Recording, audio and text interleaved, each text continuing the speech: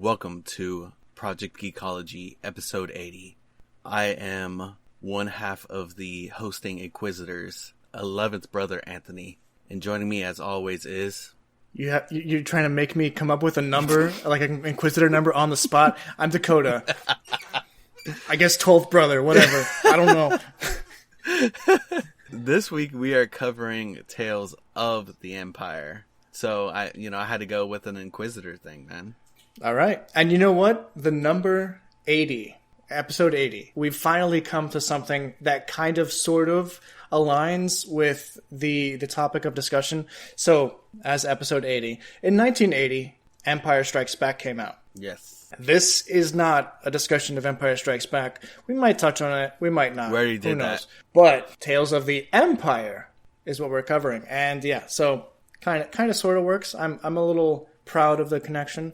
And yeah, I'm excited to talk about the brand new 6-part show on Disney Plus. If you haven't checked it out already, it's an easy watch. You know, it's probably like an hour and a half altogether. Super quick, yeah. Yeah, you can watch it in a sitting. It's about the length of a movie, and a lot happens. We're going to talk all about it. But before we do any of that, Anthony, what have you been up to this week? Man, a lot of cramming, dude. Like, watching this. And then I also happened to watch Tales of the Jedi.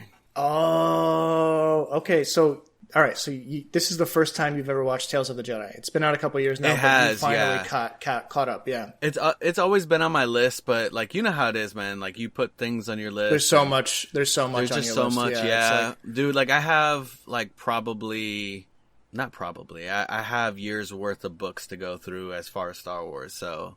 Oh my gosh! Yeah. You've been like, you've been reading them as they come out. I have not. I've been reading them as they come out, and I'm still behind. Like I'm reading Eye of the Storm right now, or is it called Eye of the Storm? Let me just double check that. I believe it is. Eye from the Storm. The Eye of Darkness is actually what it's called. There's so many names from Archeon. So I'm reading The Eye of Darkness now, and that's a relatively new High Republic book, Phase 3, and yet I'm a couple books behind on top of that. So, Umbra, my cat's going crazy. I know. I was like, wow, that's pretty... if I could hear it, it's probably loud on your end. What's crazy is that, like, when we got this cat, he barely meowed at all. Like, he was, like, so malnourished. Like, we didn't think that he could meow. Like, he would, like, open his mouth and it would just be like, like, he was trying to meow, but, like, it was nothing coming out. And then, like, all of a sudden, we moved to this new location and he's super talkative, like, extremely talkative, especially at 5:30 in the morning. So, yeah, that's what we're dealing with now. It's like, what's up, y'all? Yeah, he's just like, time to eat, guys. Come on, let's wake up. Let's go. Dad, I know you got to get ready for work. Anywho's, yeah, so what did you think of Tales of the Jedi?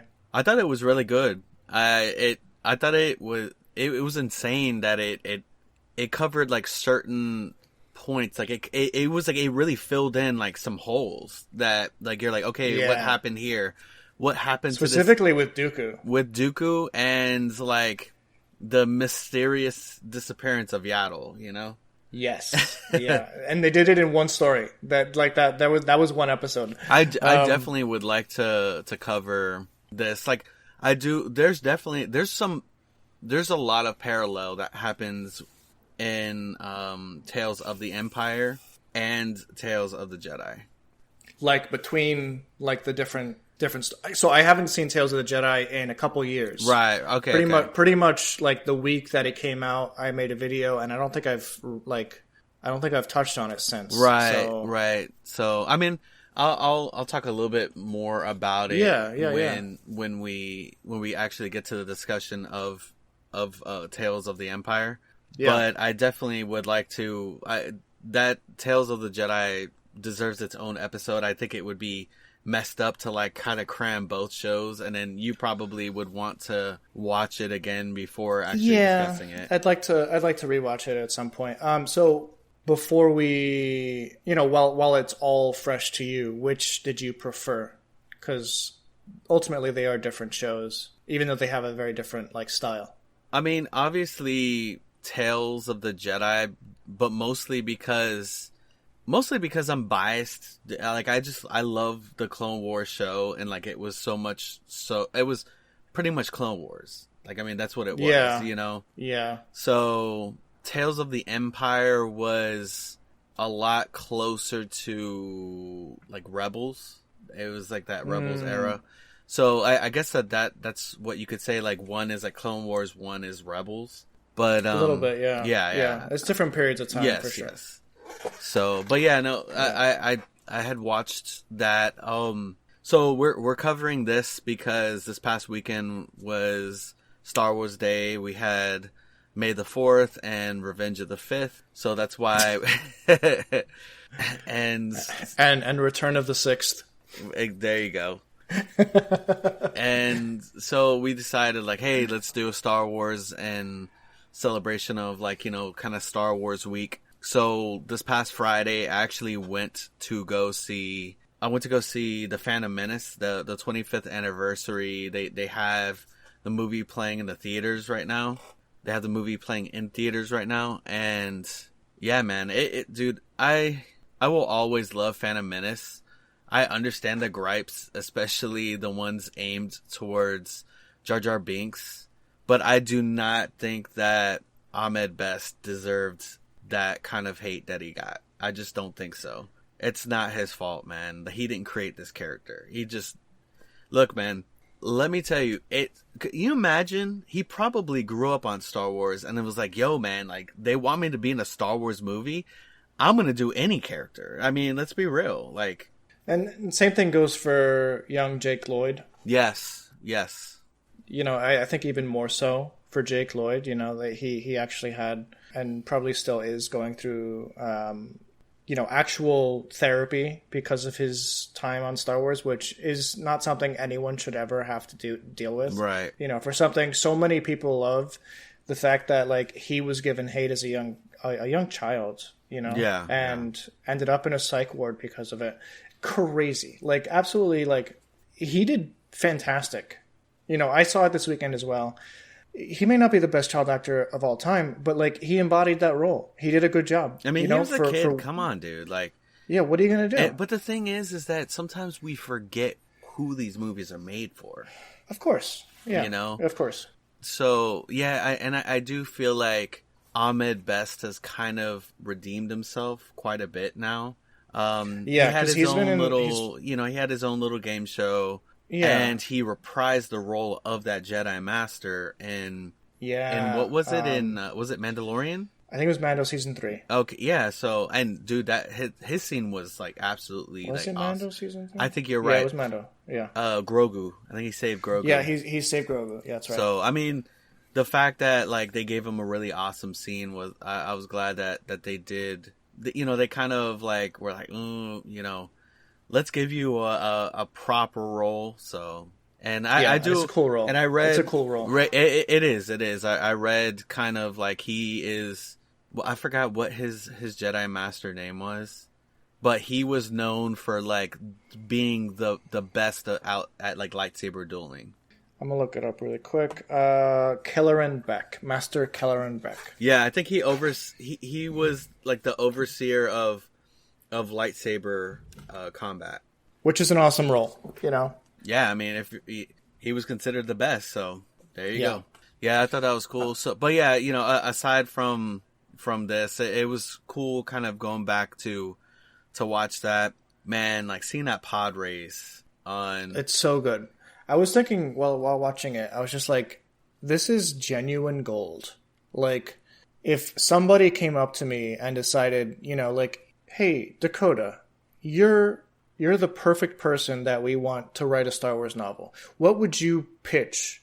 And I would be like, a 3-novel, like a 3-novel series, like a trilogy about a pod racer going from nothing to something. And I think that would be so fun because pod racing is so cool.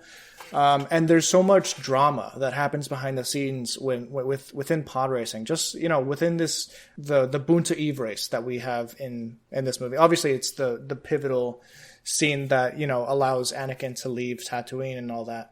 But you can do so much with that. Like with a sports type story or like a racing type story, you can do so much with a big cast of characters too. Yeah. I almost kind of, if you've ever watched the Formula One show on Netflix, where they go season by season of Formula One, and they like follow the different racers. There's 20 racers in total from the different teams, and I could totally picture that working in like a pod racer setting. And dude, it would be awesome. It'd be so cool. It's funny that you mentioned that because I actually got into F1 like this like season of like racing. Good.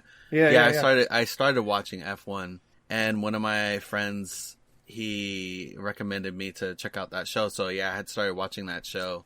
So funny enough, there's like, a lot of like drama. Like it's like behind the scenes. It's crazy. Like, and they like really like play it up in that show too. So F1 would not be a thing in the States right now if it wasn't for that Netflix show. Like, that boosted the numbers of F1 so much, they decided to bring F1 races back to the States. And they've had a few races back in the States at this point. Yeah, dude, we literally this like weekend, in Miami, right? Recently. Literally this weekend on Saturday they had the sprint, and then on Sunday they had the actual Grand Prix. Wow, that's awesome. It was here in Miami. Yeah, that's cool. Yeah, so stuff like that. You could tell so much story with that. I do highly recommend the Netflix show because it goes behind the scenes. It'll interview everyone before and after the race and everything, and like all the drama of like managing these teams. And it's not, and it's not even like it's not even just like drama with like drivers moving teams. It's like drama with teams, going to another company because their engines are better, like. Oh yeah, 100%. Like there's so much little minutia that can like happen within that kind of stuff. So imagine that like a Star Wars setting. I would write the heck out of that. Like that would be the funnest thing to write. That'd be so anyway, cool. It would also you would have to dive into pod racing lore. I'm already a podcasting master. But yeah, if you're listening to this, you'll understand. But yeah, that was being able to go back and see episode 1, and I had that. Well, I also went to that tech event this weekend. That was actually really cool. That really also showed me that I need to really work on my LinkedIn. Oh man, I bet. So tell me about it a little bit. So a lot of it was work on my LinkedIn, dude. Absolutely. I just like people at these events like will be like, "Oh, what's your LinkedIn?" It's like asking somebody for their Instagram, essentially. Like, "Hey, what's your MySpace?" Yeah, dude. Yeah, but it's like LinkedIn because this is like a professional setting. I know. But it was really cool because I felt like I learned a lot, not just that, but also stuff within like the tech industry, and I made some connections, and yeah, man, it was cool. Like I definitely got me motivated to really like press into what I'm interested in. So yeah, man, that's exciting. That was really fun, and awesome. Yeah, man. I have something to say, and I know you're not going to be happy about it, but it's Persona related, man. Tell me, you gotta lay it on the line. Tomorrow, I am receiving my Persona PC case. We'll be back after a quick break. I hate talking. Do you love talking about any topic and are never frustrated during conversations? Then I Hate Talking is not a podcast for you. But if there are topics that you avoid, then listen to I Hate Talking. Do you know the definition of every word others use? I Hate Talking is not a podcast for you. But if you are curious about the definition and historical usage of words, then listen to I Hate Talking. Do you know about current events and other random topics? Then I Hate Talking is not a podcast for you. But if you enjoy conversations on a variety of topics, then listen to I Hate Talking. Listen to I Hate Talking wherever you get your podcasts. Episodes drop every Thursday. Listen, like, and follow I Hate Talking today. Congratulations. Little clap for my fellow podcaster, my podcaster. So I'm definitely gonna have to send pictures. Oh my goodness, you might as well put it in the show notes. Why not? But I have been lazy though. Like I need to actually start ordering the parts. I've been second guessing some parts, so that's what's kind of been setting me back. But I'll get it built like sometime this month. That's the goal. Cool, man. I'm excited. I'm excited to see the final product. Anything else you've been up to? You seem like you've been jam-packed. Yeah, I know, right? That's just... It was definitely a jam-packed weekend. It was a good weekend. I got a lot of... And then, obviously, watched the F1 race in Miami. Not actually going there because it's absolutely ridiculously expensive. And anything F1 related is super packed. And I'm just like, nah. I'm going to eat my tacos at home.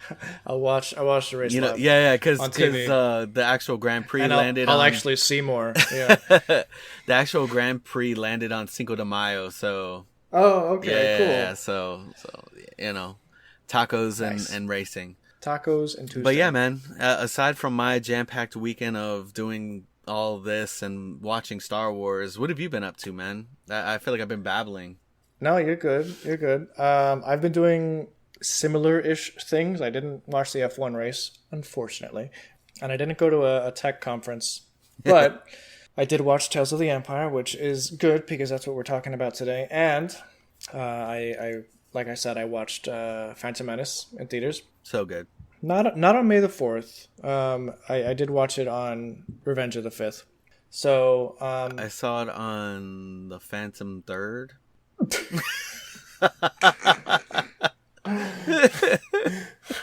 You watched it on the Third Awakens? The third, yeah, there you go. Dude, I don't know where I was going with that. The Third of Skywalker? Is that the Phantom Third? It's a good movie, man. I will never let anyone I would never let anyone tell me that it's a bad movie because it's not. There's so much good about it, and it's so Star Wars that you can't tell me not to like it. Honestly, to tell you the truth, even with Attack of the Clones being as hated as it is, it's still very much so Star Wars. Exactly, and it's hard not to like just because it's continuing. But that's what my problem with the sequels were. I know we'll talk more about it, but that's where a lot of my problems lied. Okay, all right, we'll get to the sequels in short order. Maybe later this year. We still got to cover Return of the Jedi, I believe. Yeah. Yeah. So we're very close to the sequels, guys. We got to take a little break so that we can discuss all the X-Men films. Which next week we should cover X-Men 3. Yes. Last Stand. Last Stand. I think not X3. No. X-Men no, because that is vulgar and inappropriate, and we shouldn't say that on a podcasting. Or podcasting. A podcasting application. That's probably why I decided not to go with that. Probably. I can only imagine, the discussions behind closed doors. Speaking about, inappropriate discussions in regards to the X-Men films. Did you watch the Nickelodeon documentary that came out recently called Quiet on Set? I started it, but I did not finish. It's definitely worth it in terms of the bigger revelations come out in the last couple episodes, and it's a difficult topic to talk about. Obviously, you've probably heard that Drake Bell came out as claiming that he was sexually abused by one of the producers of the show. Right. But yeah, he was according to him, he was abused by Brian Peck, one of the producers. Guess who does the commentary for the X-Men film? Which one? The first one. The first one? Yeah. Bryan Singer and Brian Peck do the commentary for that first X-Men film. And Brian Peck is actually in the movie. He's the hot dog stand owner on the beach. Oh, yeah. I remember when Senator Kelly comes out of the water. Yeah. Oh, so that's crazy. Wow. What a insane story. Anyway, I don't want to talk too much about that just because it's heavy. Neither here nor there, really. Yeah, it's heavy. I don't want to talk about it anymore. Anyway, what else? I've been listening to the Star Wars High Republic novel, the Eye of Darkness, which is the start of Phase 3 of the High Republic, which follows the events of Phase 1. It's really confusing. How many phases are they going with? 3. As you know, this is the third and last phase of the High Republic novelization push. Basically, Phase 1 takes place, or it starts 200 years before the Phantom Menace, so 232 BBY. The second phase does that whole prequel thing where they go back further in time. They went 150 years before Phase 1. So that's like 382 BBY. That's when that starts. And then the third phase is after, it's a year after Phase 1. So it's 229 BBY or something like that. So they went like back to the future in Phase 3. They went back to the present almost, you know, because it's like shortly after the events of Phase 1, but like Phase 2 is like long before the events of Phase 1. So it's a little weird the way that they did it. I like all the stuff, or most of the stuff, I should say. I like most of the stuff that they've produced, and I'm enjoying the beginning, the intro to Phase 3, you know, without getting too spoilery. Like at the end of Phase 1, the Nihil threat of the galaxy, they kind of win. They kind of defeat. They find a way to defeat the Republic and or the Jedi, at least in some huge, noticeable way. And Phase 3 is basically like the Republic and the Jedi coming to terms with that.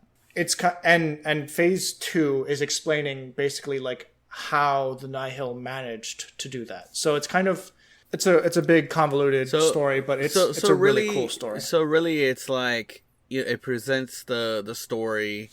Then it shows like how it got to that point, and then it's showing pretty much and then now Phase 3 is like the aftermath of all of that. Yeah. So Phase 2 is like the very, very, very early like makings of the Nihil, like the enemy organization, for those of you who don't know, that inhabits the galaxy at this period of time in the High Republic. Right, and they have this like crazy way of being able to navigate hyperspace differently. Yeah, it's really cool, but it's they explain it in a way that is so unique and exciting. Right, because it's different than anything you've like experienced in Star Wars before. Yeah, I'm really enjoying the beginning of Phase 3. It kind of now with the context of everything that happened 150 years before Phase 1. And like how the Nihil began, and like where they got the quote unquote weapons to defeat their Jedi enemies. You're starting Phase 3 with a new perspective, which is a cool concept, but it's so much work to get to that point. It's like 20 books at this stage. It's like so much novelizations and stuff like that, or not novelizations, but you know, it's so many novels, so many comics, and so on. But I'm enjoying it. And that's pretty much what I've been up to lately. I've also been continuing to play AFK Journey. I'm enjoying that. Just, it's something to play while, you know, I'm on my breaks from work or whatever. So, yeah. Any more Fallout 4? I did play a little bit. I not a whole lot. Probably put another couple hours in it. But nice. Good time. Have you heard anything down the grapevine about, like, what's the next era that Star Wars is going to be exploring after they finish up with the High Republic? Not particularly. So it's kind of difficult to say because Star Wars currently is dipping its toes in so many different eras. You have books that are coming out between, like you have comics that are regularly coming out between Empire Strikes Back and Return of the Jedi. Most likely, once they catch up to Return of the Jedi, they'll continue past Return of the Jedi. I'm assuming that's what they're going to do. I kind of want to read that Darth Maul one that's coming out. I heard that one's pretty crazy.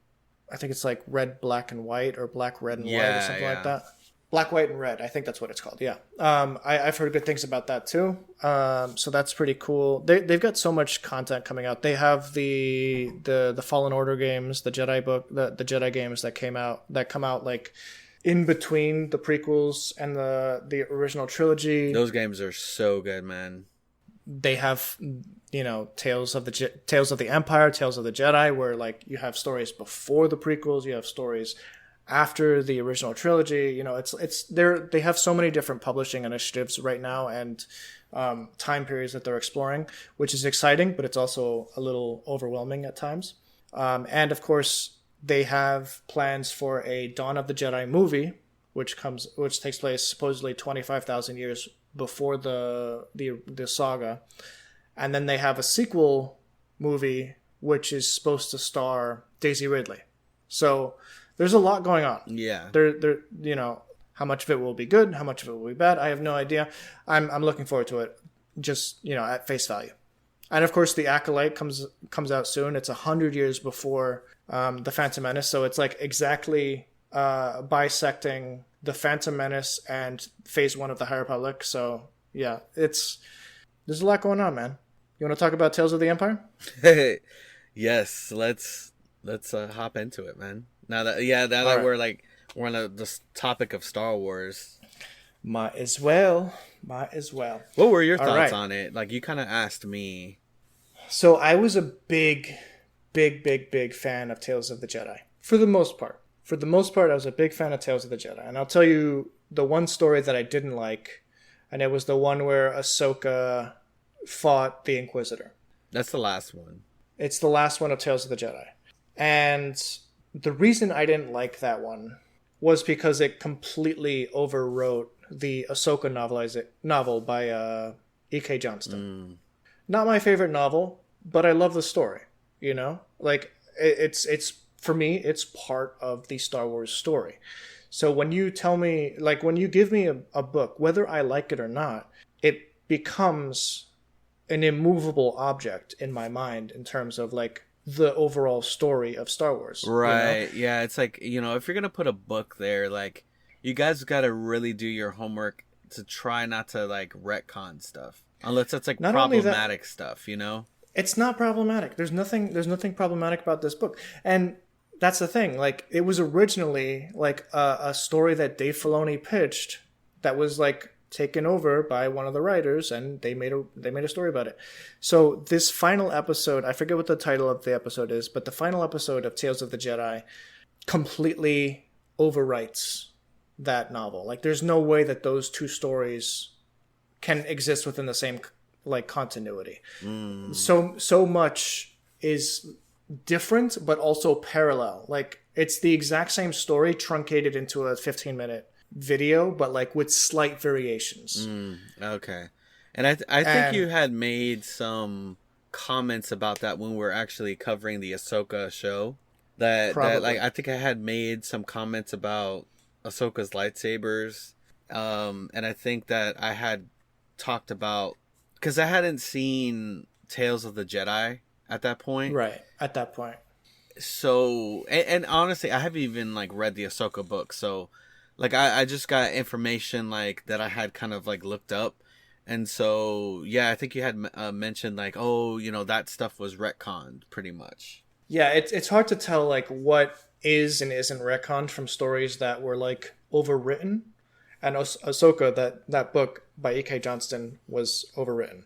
So, don't be overwriting my girl like that. And it's not the first time that Dave Filoni's done that. He's done it a couple times at this point. But I don't think that he overwrote anything in Tales of the Empire, which was a good thing. I just didn't like the stories as much, if that makes sense. Like, I just wasn't as invested in the stories of Tales of the Empire as I was Tales of the Jedi with Dooku and Ahsoka. And like this is why, like, I was saying, like, I really wanted to watch Tales of the Jedi, because I do feel like there's a lot to be said between the both. I do want to get more in depth in, like, Tales of the Jedi, like, its own episode, but I do want to say that, like, one of the biggest reasons why I like Tales of the Jedi so much more is because it's Clone Wars, you know? There's more story surrounding the stories that took place in Tales of the Jedi, whereas Tales of the Empire were taking stories that started to happen in the expanded canon, you know? Right, yeah. So I do like that they explains why Morgan Elsbeth became who she is. Sure. And I do like that they that they brought Barriss back. I thought that like, you know, her character was interesting. The last time we saw her, she was convicted, you know, she was in prison. So to pretty much see what happened to her after that, I thought that was interesting. And that she kind of like, it's like she like lost her way, and what happened to her in the Clone Wars was the start of that. And so they kind of continued that story. So she kind of had to fall to rise back up, you know? And I really liked that Barriss was like, you know, she was I feel like her character was believable. Like there's no way there's no way that every Jedi that became an Inquisitor was fully 100% sold. They're like, yeah, you know what? The Jedi might have been wrong, but this is a lot more wrong. You guys are no better, and at least the Jedi were trying to help people, whereas you guys are just mowing people down. Yeah, so there's a like a discussion to be said, like how much time actually passes between episode 4 when Barriss is inducted into the Inquisitors and episode 5 when she decides, you know, this isn't really for me. Because in episode 4, she basically has to compete and kill a fellow former Jedi. Yeah.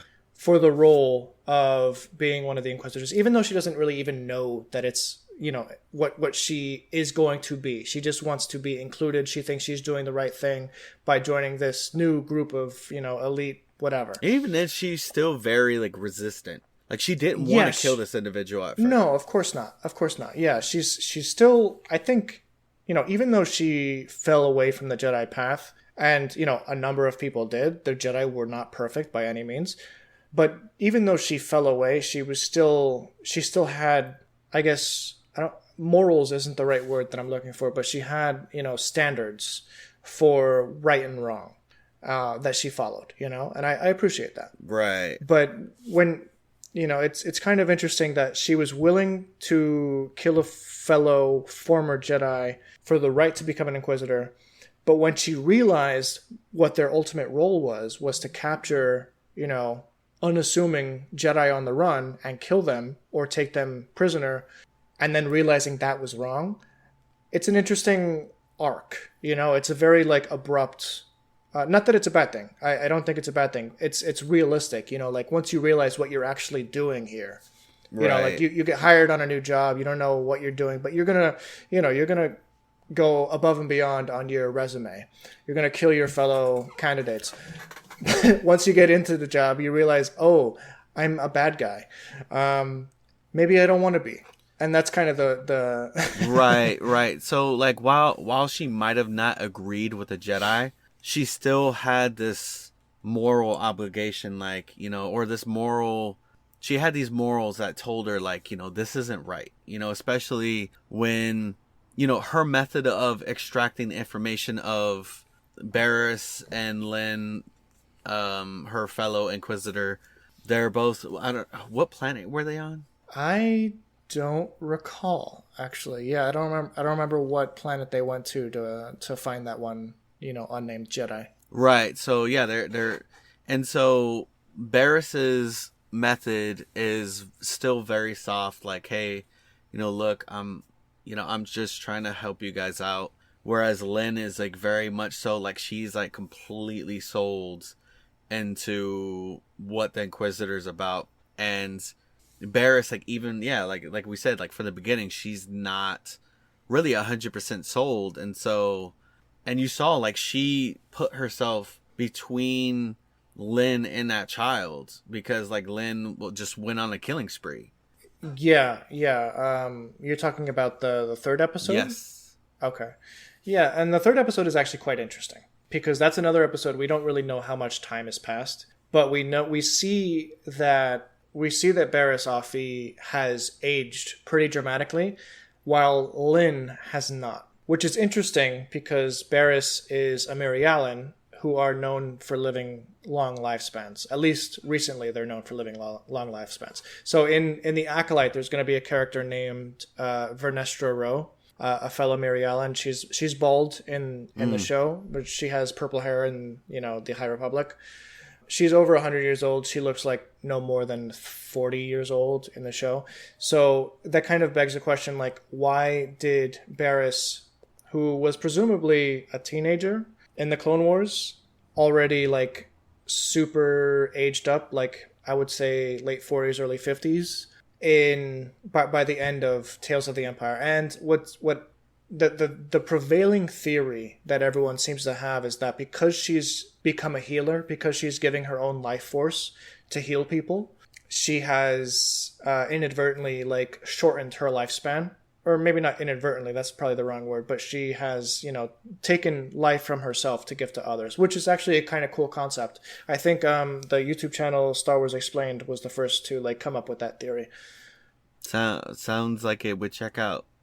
Yeah, I agree. It's cool when the community kind of starts to come up with different theories, and then down the line, sometimes those theories are either validated or shot down. But it's really cool. We do get a tragic like ends for Barriss. Maybe we get a tragic end because it kind of leaves it open ended, which in Star Wars terms means definitely still alive. Yeah, you're right. I mean, you know what? You're right, because we literally saw Mace Windu get his arm cut off and like pushed out from like super tall building, and people are convinced that he's still alive. So yeah, and you know what? So like being Ahsoka... stabbed, like you could definitely like survive, and Ahsoka survived a confrontation with Vader. Yeah, it's true. Darth Maul got cut in half. Literally, yeah. Woke up as a spider. Yes. And yeah, I mean, I guess in a way, yeah. Like there was Asajj Ventress recently. She died, and they brought her back. There's something that was rewritten right there. Actually, that's the one thing that they said wasn't rewritten. So at the end of Dark Disciple, what's my Quinlan Voss? He and Obi-Wan put her in like one of the Night Sister like pools of like, I don't know, green liquid or whatever, and that's the prevailing theory that like brought her back to life. Like it was like part of I don't even know. I but apparently like that's still canon, like that story that she died, and I guess now she's back for whatever reason. Actually, that's actually a good like transition. You're talking about Night Sisters.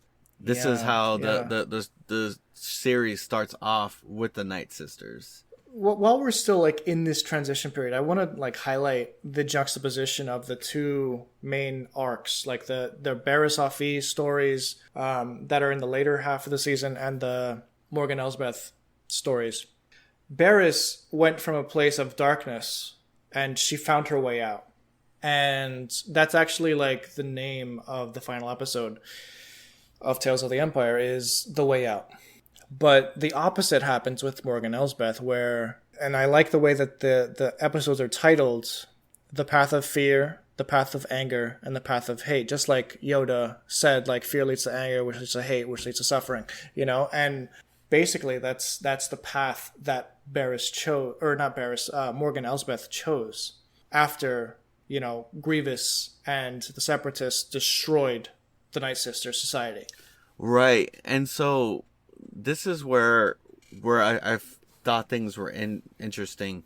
This series started off with tragedy and death, whereas Tales of the Jedi started with happiness and life. Oh, interesting. I hadn't even considered. Yeah, because Ahsoka's born in the first episode, right? And it starts off bright and happy, but ends in tragedy. Whereas this kind of is like almost the opposite.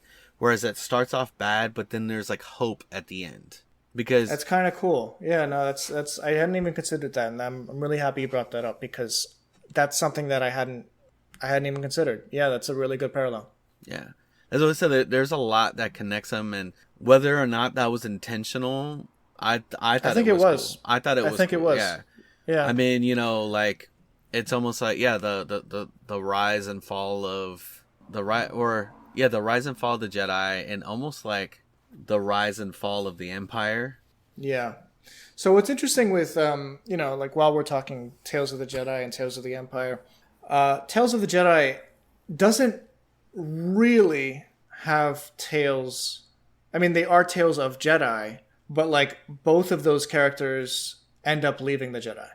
Dooku decides to become a Sith. Obviously, he becomes Lord Tyrannus, and Ahsoka decides that she is no longer a Jedi after the Clone Wars and stuff. But there's still tales of the Jedi. Yeah. I do like the story of Dooku, and like you find out why he's called a count. Yes, I thought that was cool. Was it Dooku Jedi Lost or Lost Jedi? Jedi Lost, yeah. Okay. That's a great book. But yeah, that it was. I really liked, and I was like, I don't want to like talk too deep on Tales of the Jedi, but I do like. I think they're intertwined. It's one of those things that they are so like intertwined, but it was interesting to see like some of these other characters coming back in Tales of the Empire, such as the Grand Inquisitor, and we got Darth Vader, and just like their training methods, how they're like so like completely opposite of the Jedi. Yeah. Whereas they're like let go of your hate as far as the Jedi, but the Inquisitors, they want you to hold on to that hate. And it's like, the Inquisitors are, it's like a Sith order, like the Jedi order, but for Sith, Yeah, technically they're not Sith by name, but they're dark side followers, basically. It's really hard to differentiate like what makes a Sith versus an Inquisitor or like other, dark side acolytes. But yeah, so I kind of like that juxtaposition. Actually, speaking of, the difference between like choosing fear and hate versus not doing so, we have in the first episode of Tales of the Empire, The Path of Fear, right after her entire people, the witches of Dathomir are destroyed for the most part, except for her and Asajj Ventress, really.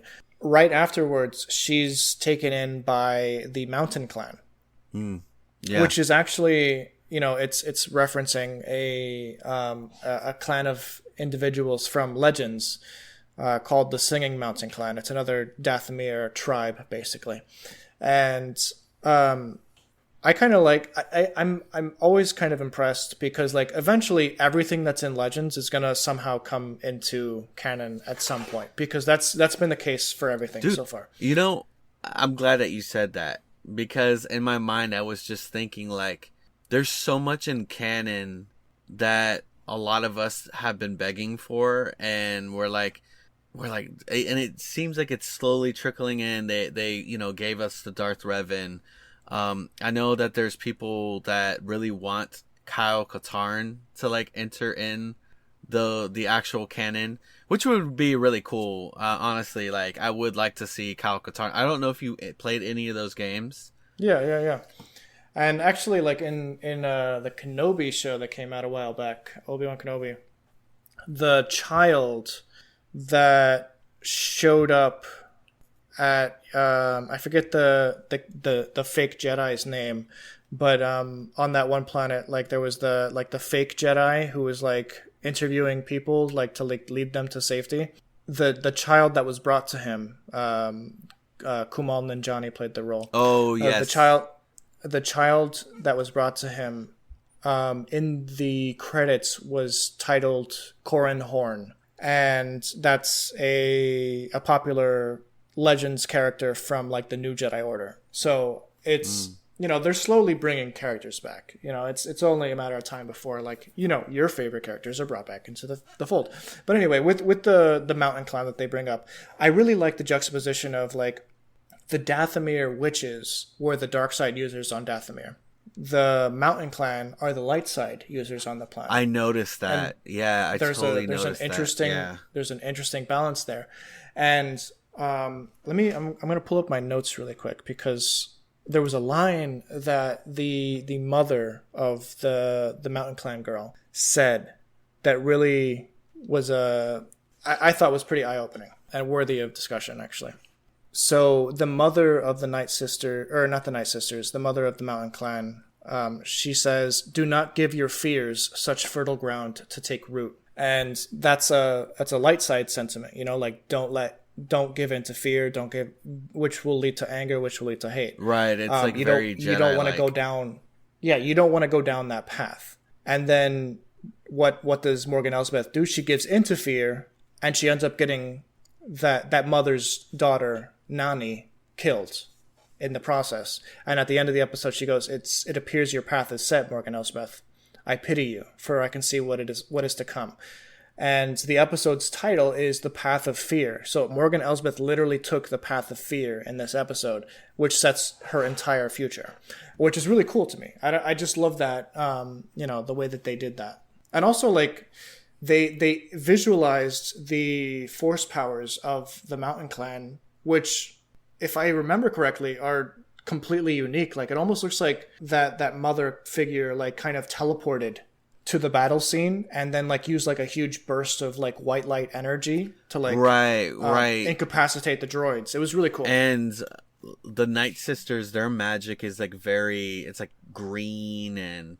It's very dark side, yes, intensive. And, yeah, they have a lot of, like... Their magic relies a lot on, like, possession and, you know, like, taking power from others, you know? So... Right. Like... Theirs is like teetering more. It's like a dark magic, whereas like if you were to think in terms of, like, say, like an RPG, whereas like the Mountain Clan uses white magic, the Night Sisters use dark magic or black magic. Yeah, they're the blood magic clan, basically. Yes, that was probably my favorite of the Morgan Elsbeth stories, just because it was the most unique. The other two were a little less impactful for me, I guess. But after thinking about it quite a bit, it does help bridge where this character is at the start of The Mandalorian Season 2, as well as how she, you know, got involved with Thrawn in the Ahsoka series. Right. So I would say that those episodes were pretty essential for that. Because it established it, you know, and also it shows that, remember when we meet her in The Mandalorian, the area around her is like kind of like, it looks very just the land is scarred and is destroyed, and like you see the start of that happen here. And what's cool is that, like, you can kind of even pinpoint, like, where exactly it takes place on the timeline because of that, because you have the New Republic agent, I forget her name, I wrote it down, Nadura. You have Nadura call out, like, a distress signal, and then, you know, if you're watching the show via, like, with subtitles, like on Disney Plus, you'll see that the person who answered the call was none other than Bo-Katan Kryze. Yes, I saw that. Which is really cool. And then that kind of like, oh, how does that connect? Oh, wait a minute. Bo-Katan Kryze knew that Ahsoka was on Corvus, which means that Bo-Katan Kryze, who picked up the distress call, must have sent Ahsoka to go help out those people on Corvus. And it all lines up. It's really cool. Dude, yeah, I didn't even think about that. Yeah, that's actually pretty cool because, yeah, we do get to a point where Ahsoka is... And that's right after the forest is all burned, and you know, like, Ahsoka's like basically like in the smoke of the burnt forest, basically. Yeah, you're right. The area is pretty foggy and stuff. Yeah, and that like a smoke haze, you know. So no, that was really cool. And then we got her with the Beskar spear, We have the Beskar spear. I don't think they explain. Yeah, they don't explain how she got that. I wish that they did. That would have been cool. Because I mean, like, a story for another day, right? Yeah, it's like, how do you end up with the spear of like almost like Star Wars adamantium? Yeah, that's got to be worth more than the whole, you know, like most of your palace, basically. It's interesting. Like, there's so many ways that these few stories connect to each other, and like the wider Star Wars, story. I do want to talk a little bit about like, we talked about Tales of the Jedi a little bit and how like the characters that it follows aren't Jedi in the end. But in this story, or Tales of the Empire, it kind of bookends with, characters. So Morgan Elsbeth wasn't part of the Empire, obviously during the Clone Wars when, her people were attacked. But she kind of developed into being one of the Empire's pawns or bishops, whatever you want to call it, a chess-related idiom. And then Barriss Offee, she kind of wakes up from prison becoming a cog in the Empire and then finds her way out of it. So the Barriss Offee, all three Barriss Offee stories take place during the Empire's reign. Only 2 of Morgan Elsbeth's stories take place during the Empire's reign. Or sorry, only one, the middle one, where she like kind of like brings up the TIE Defender program, and that's what kind of catches Thrawn's eye. Yes, it's her arc touches like each part of each of the Skywalker saga like trilogies. In Clone Wars, ways. the Clone War era, the Rebellion era, and then or the Empire era, and then the New Republic era. So I thought that was actually pretty cool. And so it's almost like tales of stories that revolve around the concept of the Empire and like how the Empire kind of shaped these individuals, which is kind of an interesting concept. Tales of the surrounding Empire.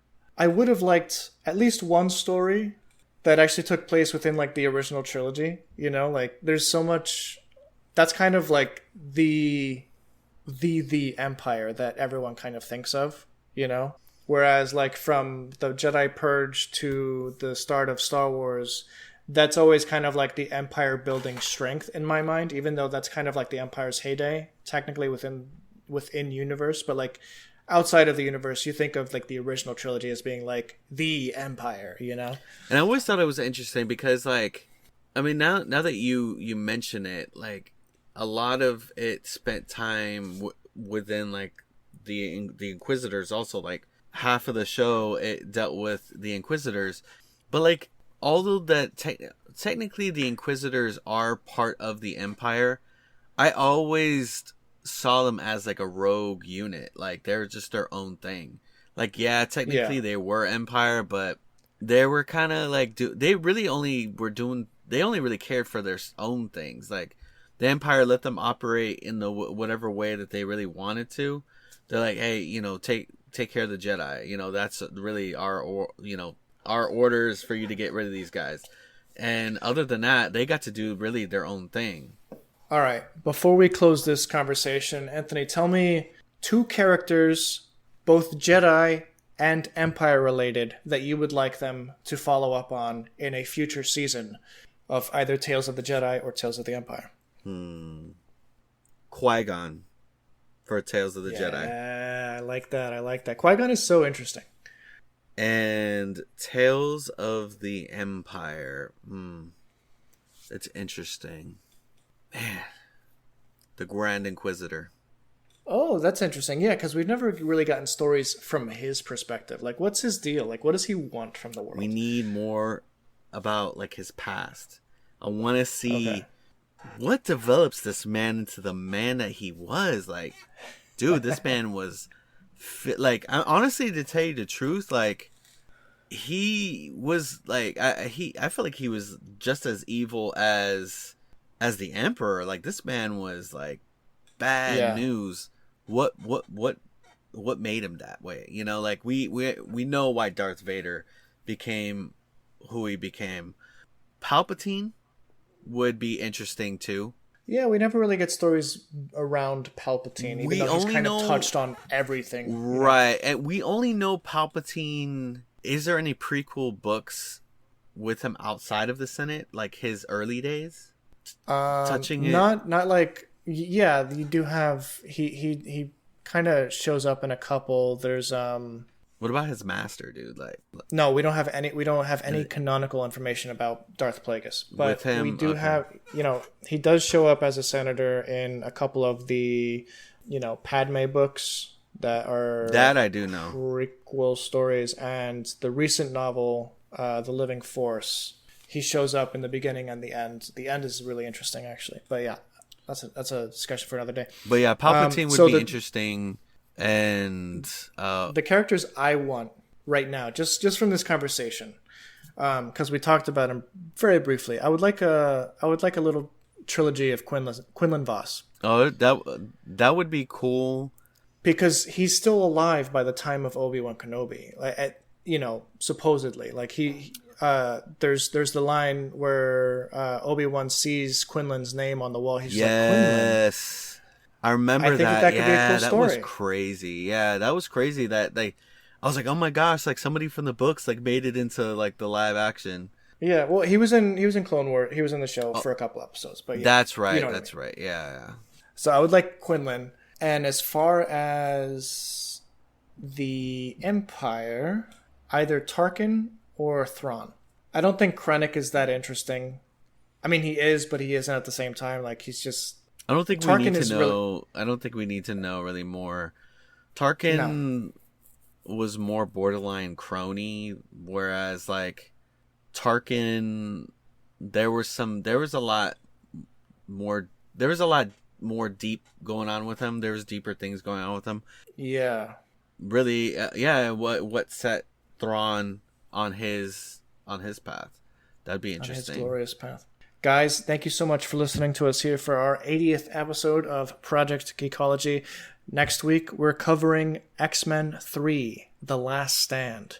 It won't actually be the last that we'll see of the X-Men, but it will be the last of this trilogy, and we're excited to talk about it. So join us next week as we cover all that. You can follow us on our socials. If you click down into the show notes, you'll find all the links to our personal socials as well as the podcast socials, so you don't miss any episodes that we come out with. And yeah, thanks for listening. And the applications to join the Inquisitors is also down there too. Yes, and be sure to provide your LinkedIn, because if you do not have your LinkedIn, you won't really get anywhere. Oh my gosh. Alrighty, y'all. You have a good week. Later.